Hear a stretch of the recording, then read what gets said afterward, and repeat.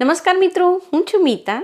મહાશિવરાત્રિ હવે નજીક આવી રહી છે અને એ દિવસે આપણા દરેક ગુજરાતી ઘરમાં શક્કરિયા અવશ્ય ખવાતા હોય છે. તો આજે આપણે શક્કરિયામાંથી બિલકુલ ખાંડ કે તેલનો ઉપયોગ કર્યા વગર એકદમ મજેદાર ફરાળી રેસીપી બનાવીશું.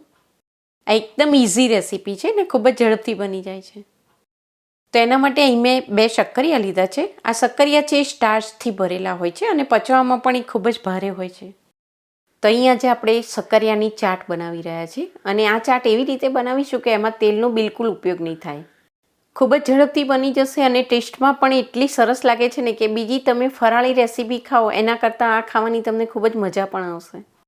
તો અહીં શક્કરિયાને મેં પાણીથી બરોબર ધોઈને સરસ રીતે સાફ કરી લીધા છે. અહીં શક્કરિયાને આપણે એકદમ સોફ્ટ થઈ જાય એ રીતે બાફી લેવાના છે. તો હું એને એક કુકરમાં લઈ લઉં છું. હવે આમાં આપણે જરૂરિયાત મુજબનું શક્કરિયા ડૂબે એટલું પાણી નાખી દઈશું અને એકદમ મીડિયમ ફ્લેમ પર આની આપણે 3 થી 4 વિસલ બોલાવી લઈશું.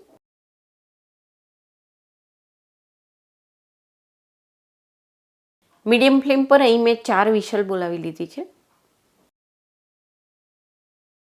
તો અહીં શક્કરિયા છે ખૂબ જ સરસ રીતે ચડી ગયા છે, એકદમ સોફ્ટ થઈ ગયા છે.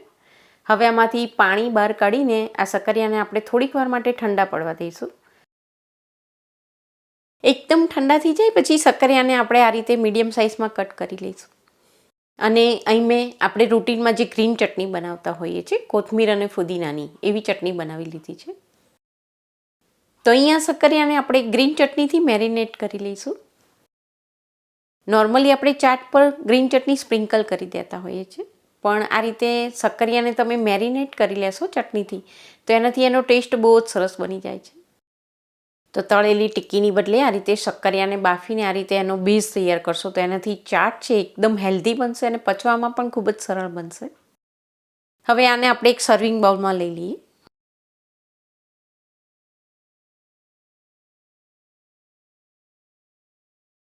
હવે આ છે ટેસ્ટમાં એકદમ ગળ્યા હોય છે, એનું નામ જ સ્વીટ પોટેટો છે.